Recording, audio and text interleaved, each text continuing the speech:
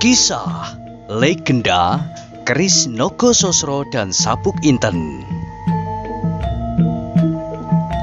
Sahabat Permata TV yang tercinta, pada kesempatan yang sangat baik ini kita masuk pada episode yang ke-173. Selamat menikmati. Dalam kisah sebelumnya diceritakan, meskipun Karebet belum yakin benar, namun kemungkinan pertama adalah Tumenggung yang di dadanya menyala segala macam nafsu. Karena itu Karebet tidak dapat berbuat lain kecuali melumpuhkannya. Apakah nanti yang dilakukan? Ia tidak sempat memikirkannya lagi. Dengan marahnya Karebet berkata, "Bagus, kalau kau berkeras menangkap aku, cobalah."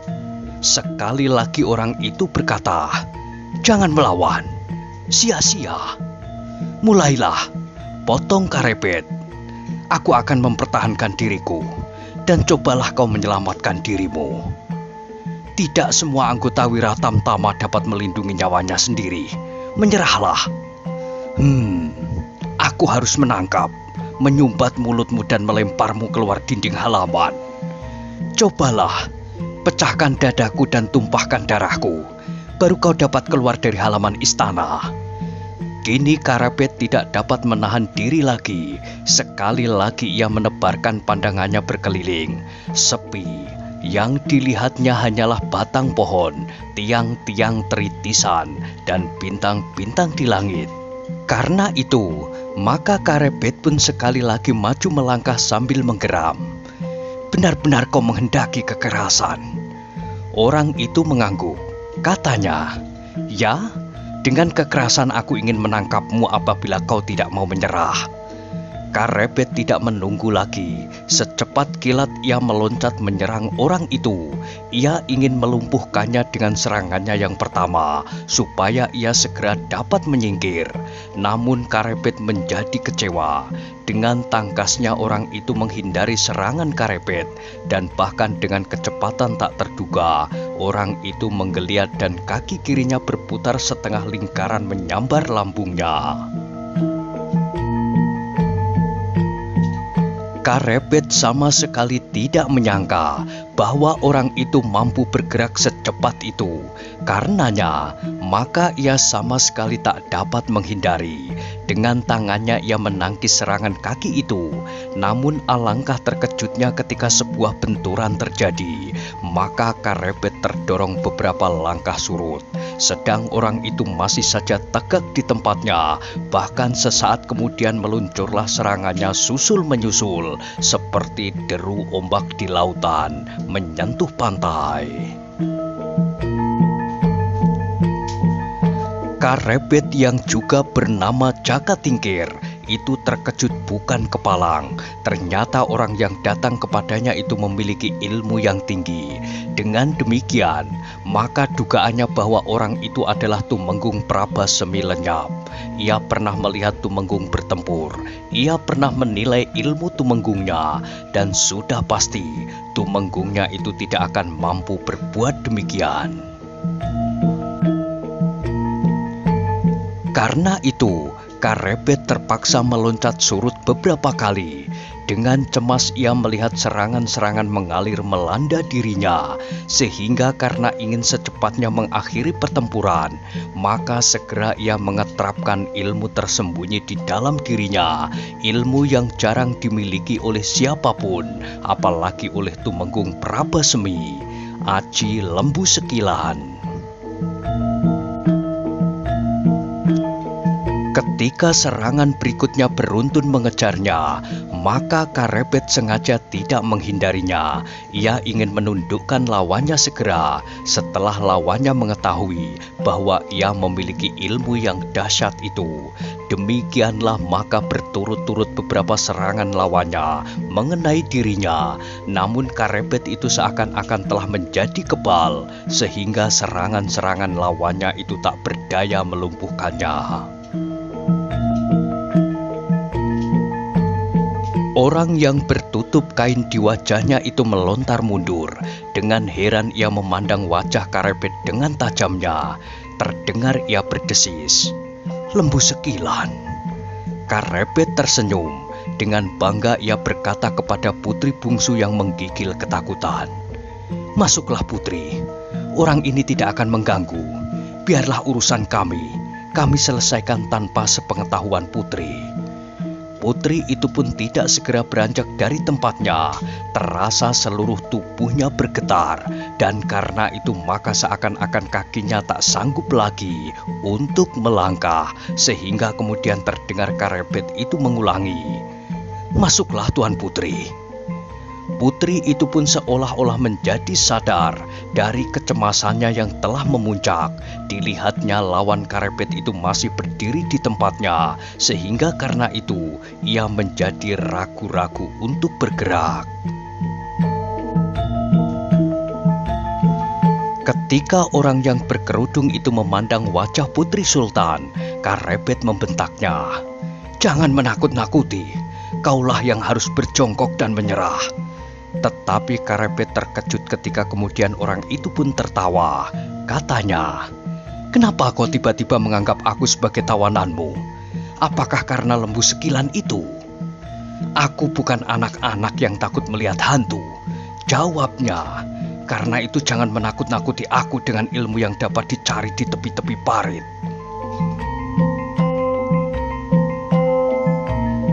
Bukan main marahnya Mas Karebet. Ilmu Lembu Sekilan adalah ilmu yang jarang-jarang dimiliki oleh siapapun. Bahkan orang-orang dari Karangtumaritis pernah mengagumi ilmu itu pada saat ia berkelahi melawan Sarayuda, Demang Gunung Kidul. Tetapi tiba-tiba orang yang tak dikenalnya itu kini menghinanya. Karena itu, maka kini Mas Karebet itu telah kehilangan segenap pengekangan dirinya.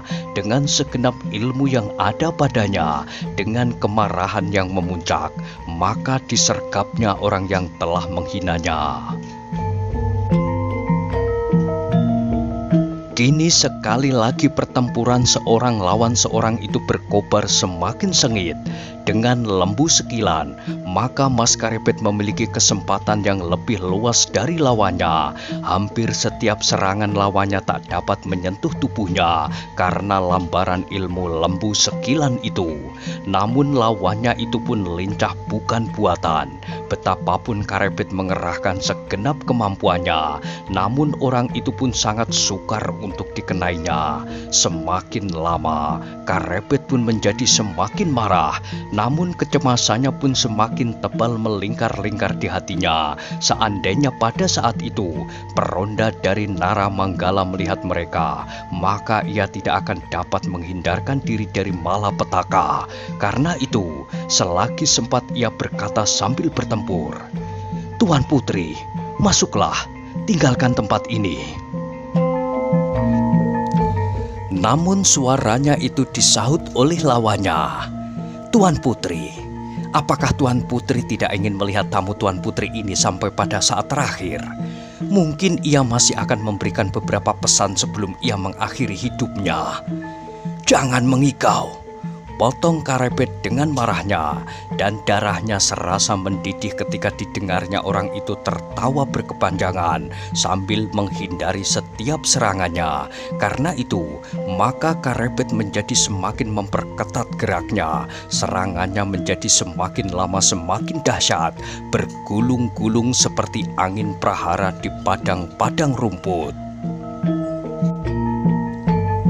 Namun lawannya benar-benar selincah sikatan, selicin belut. Betapapun ia berusaha untuk menyentuhnya, namun sentuhan-sentuhan serangannya seolah-olah tidak dapat menyakiti tubuh lawannya. Karena serangan itu seakan-akan tergelincir. Tubuh lawannya itu benar-benar licin. Meskipun sekali-kali Karebet berhasil menangkap tangan atau kaki lawannya, namun ia tidak dapat menggenggamnya. Tubuh lawannya itu dengan mudah meluncur di antara jarinya. Betapapun kuatnya ia menggenggam. Akhirnya Karebet yang memiliki aji lembu sekilan itu menyadari bahwa lawannya itu tidak bertempur dengan tenaganya melulu. Namun ia pun semakin banyak berkeringat mengalir dari tubuhnya. Tubuhnya itu pun menjadi semakin licin. Karena itu dengan geramnya ia mendesis, "Aji Welut Putih!" Lawannya itu tertawa pendek, tetapi ia tidak berkata apapun. Namun pertempuran itu semakin dahsyat. Keduanya seakan-akan tidak dapat disentuh oleh serangan lawannya. Dengan demikian, maka pertempuran itu tidak dapat dibayangkan kapan berakhir. Itulah yang sangat mencemaskan Karebet, betapa ia berusaha memeras segenap kemampuan yang ada padanya, kelincahan, kekuatan dan segenap tenaganya, namun orang itu pun selalu mengimbanginya.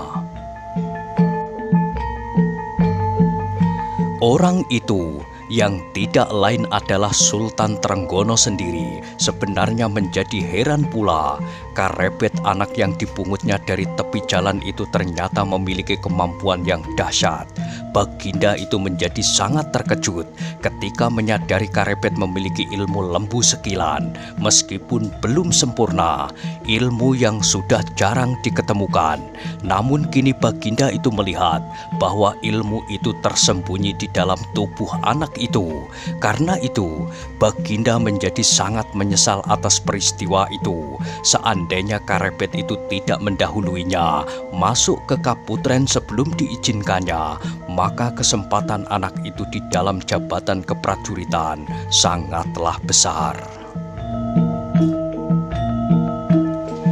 Dengan mengalami sendiri perkelahian dengan Karebet, Baginda segera menilai kemampuannya.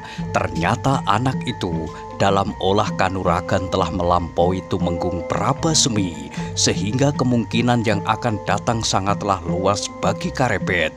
Namun sayang bahwa anak muda itu kini ditemukan di Kaputren. Perkelahian itu berlangsung dengan serunya. Masing-masing mampu melakukan perlawanan dan tekanan yang mengagumkan. Masing-masing telah menunjukkan kelebihan dari orang kebanyakan.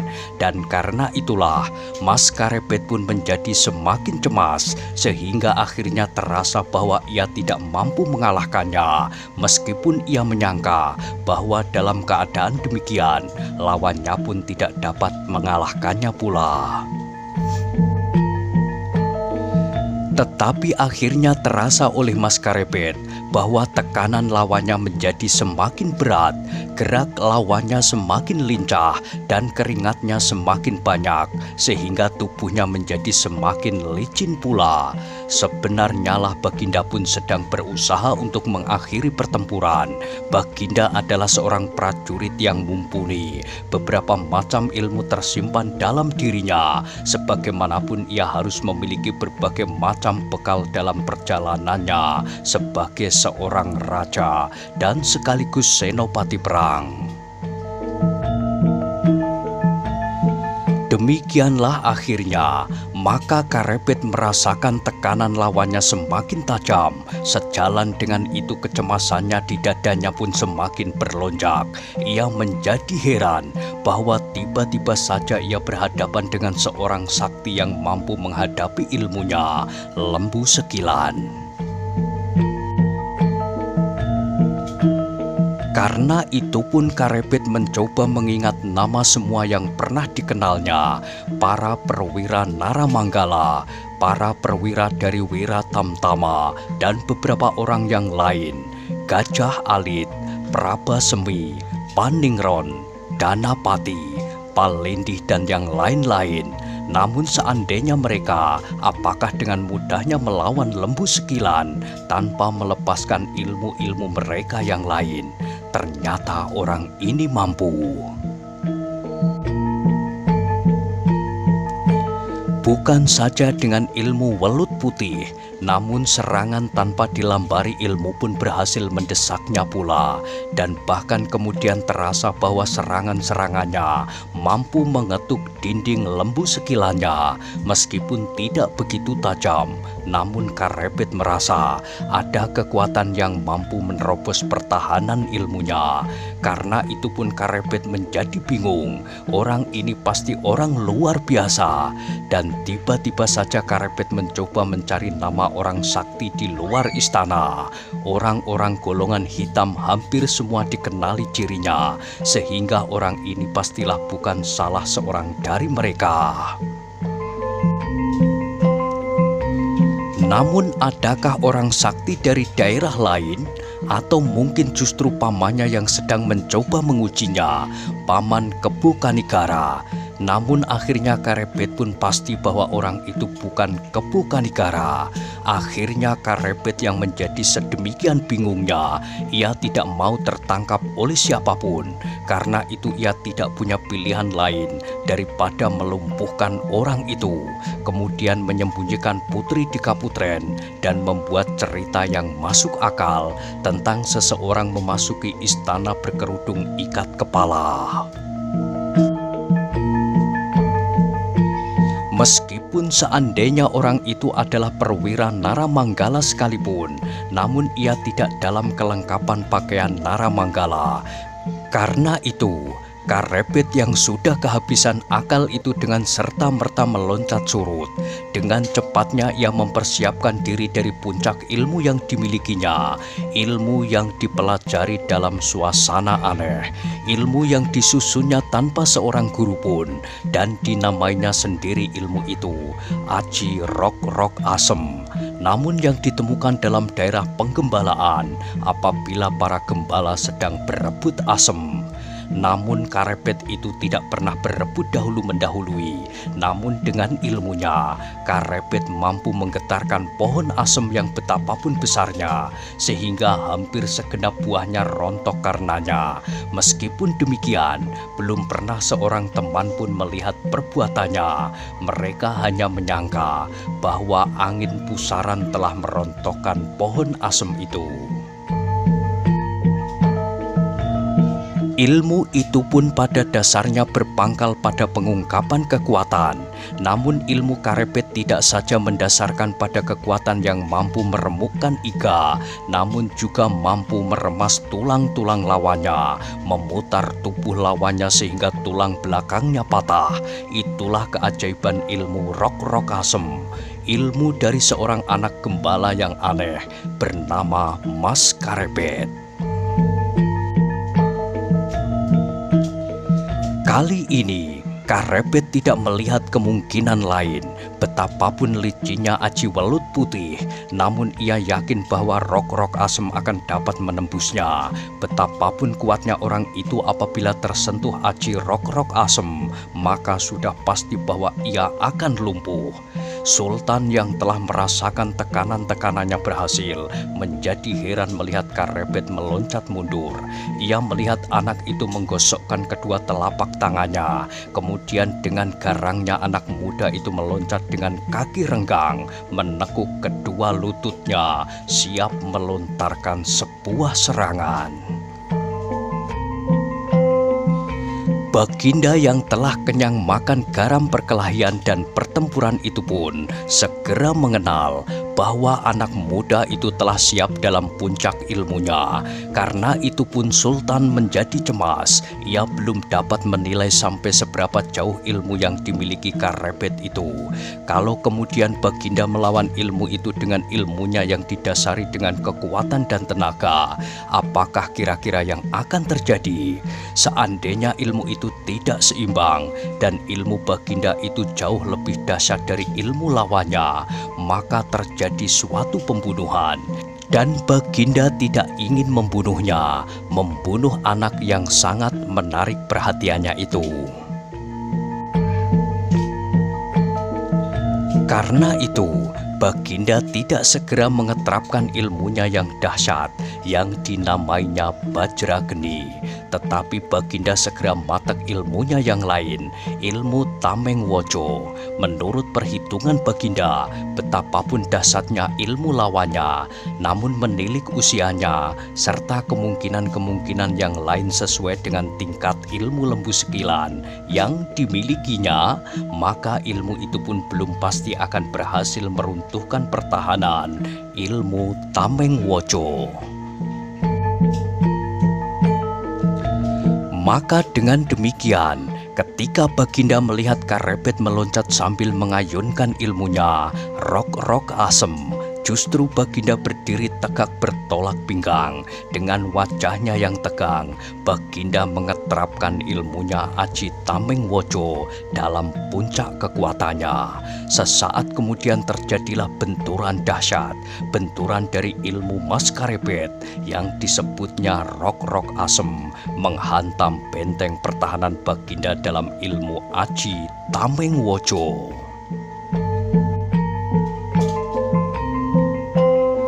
Baginda telah dipenuhi pelbagai pengalaman dan pengetahuan dari pelbagai macam ilmu. Itu pun terkejut mengalami hantaman aji rok-rok asem. Aji yang dilontarkan oleh seorang anak muda yang pantas menjadi anaknya. Terasa di dada Baginda sebuah benturan yang seakan-akan merontokkan seluruh iganya. Karena itu dengan mata yang berkunang-kunang, Baginda terdorong beberapa langkah surut. Terasa nafasnya menjadi sesak dan hampir tidak dapat menguasai keseimbangan. Dengan terhuyung-huyung, akhirnya Baginda berhasil tegak dalam keadaan keseimbangan yang mantap.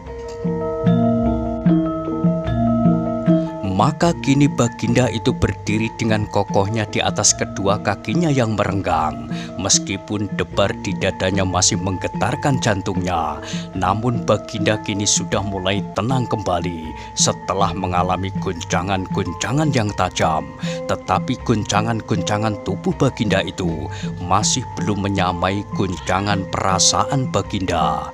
Hampir Baginda tak percaya seandainya Baginda sendiri tidak merasakan bahwa isi dadanya seakan-akan menjadi rontok karenanya. Anak muda itu ternyata memiliki kedahsyatan ilmu yang mengagumkan. Sejak semula Baginda memang telah mengira bahwa anak yang mampu meloncat mundur melampaui Blumbang sambil berjongkok pasti bukan anak kebanyakan. Namun Baginda sama sekali tidak menyangka bahwa anak itu menyimpan ilmu yang sedemikian dahsyatnya. Tetapi alangkah menyesalnya Baginda bahwa anak itu berada di Kaputren di malam hari tanpa setahu Baginda. Pada saat benturan itu terjadi, Karebet pun terkejut bukan kepalang. Aji rok-rok asem yang mampu merontokkan buah-buah asem pada batangnya yang sebesar apapun itu, ternyata hanya mampu mendorong surut lawannya beberapa langkah. Bahkan tangannya itu seakan-akan telah membentur selapis dinding baja yang sama sekali tak tergoyahkan. Sehingga kekuatan yang tersalur lewat tangannya itu sebagian telah melontar kembali, melemparkan Karebet beberapa langkah mundur. Bahkan kemudian terasa tangannya itu nyeri dan nafasnya menjadi sesak. Sesaat Karebet itu berdiri kaku, kepalanya menjadi pening, dan seakan-akan bintang-bintang di langit itu berterbangan turun mengerumuni kepalanya. Ketika perlahan-lahan kesadarannya telah pulih kembali, dilihatnya lawannya itu masih tegak beberapa langkah di hadapannya. Betapa Karebet menjadi semakin marah, sehingga matanya itu seakan-akan menjadi menyala. Baginda adalah seorang yang memiliki berbagai pengetahuan. Kini sekali lagi terkejut ketika ditatapnya mata Karebet. Mata itu benar-benar seperti mata kucing di malam yang gelap. Seakan-akan cahaya yang biru hijau memancar dari dalamnya. Dan karena itulah maka Baginda menjadi semakin menyesali keadaan. Anak itu benar-benar anak luar biasa. Dengan demikian Baginda menjadi semakin tertarik kepadanya. Tetapi bagi seorang raja dan sebagai seorang ayah, Baginda tidak dapat membiarkan peristiwa ini terjadi tanpa persoalan. Sebab dengan demikian, maka baik Baginda sebagai raja maupun sebagai ayah akan kehilangan nilai-nilainya yang wajar apabila persoalan yang tak pada tempatnya itu dibiarkannya.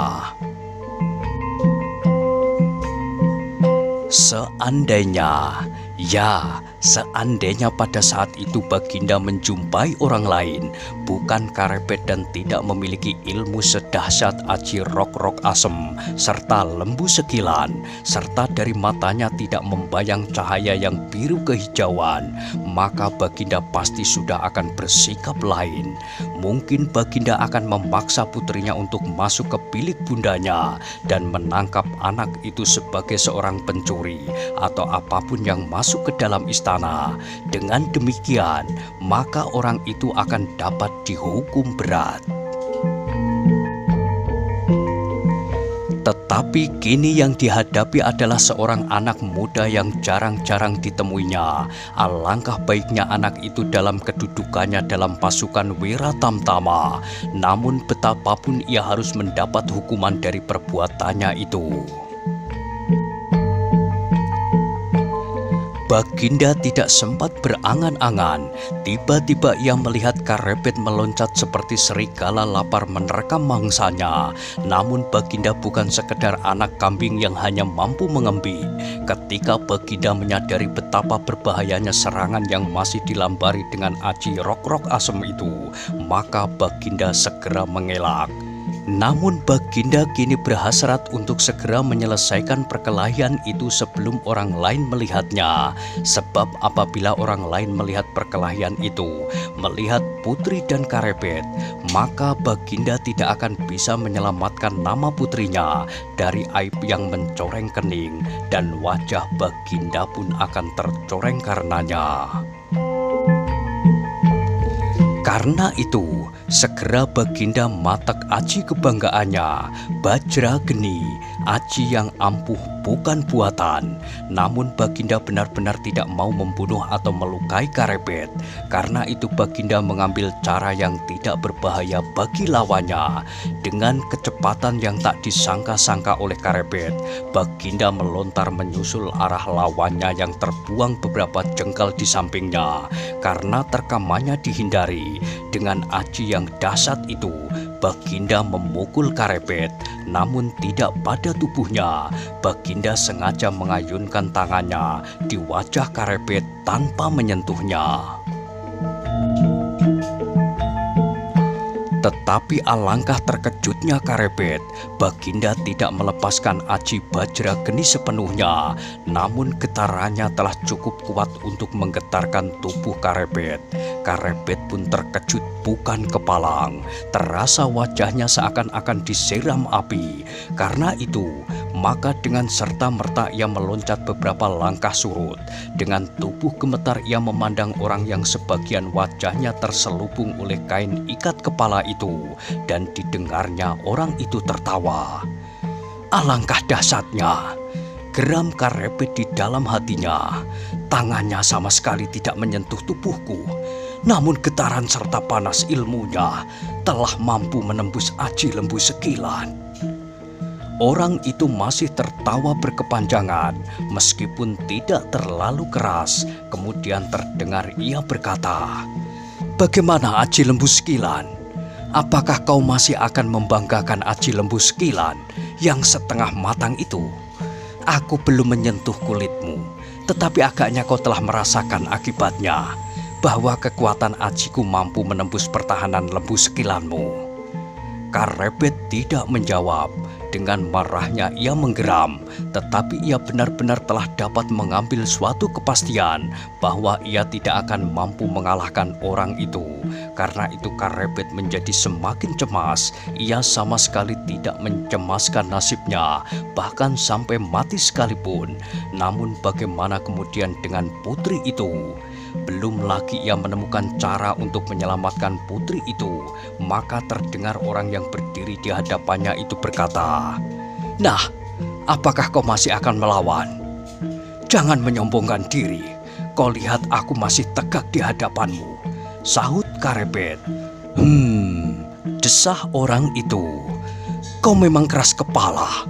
Meskipun demikian aku beri kau kesempatan hidup, tetapi serahkan putri itu kepadaku. Apa? Kata-kata Karebet tersangkut di kerongkongan karena kemarahannya yang meluap-luap. Sedang putri sultan itu menjadi bertambah menggigil ketakutan. Perlahan-lahan wajahnya beredar di antara batang-batang perdu di petamanan. Namun hatinya menjadi bingung. Ia akan dapat berteriak memanggil beberapa peronda.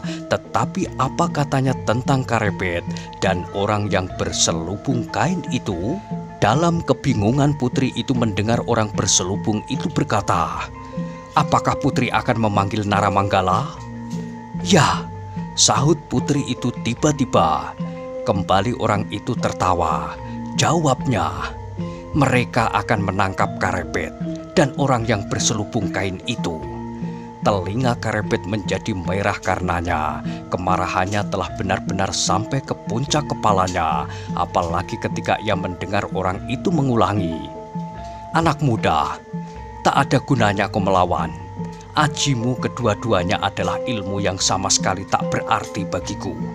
Dengan duduk bertopang dagu aku pasti akan dapat memunahkannya. Tetapi apakah kau mampu bertahan terhadap ilmuku, meskipun kau membentengi dirimu dengan ilmu lembu sekilan?"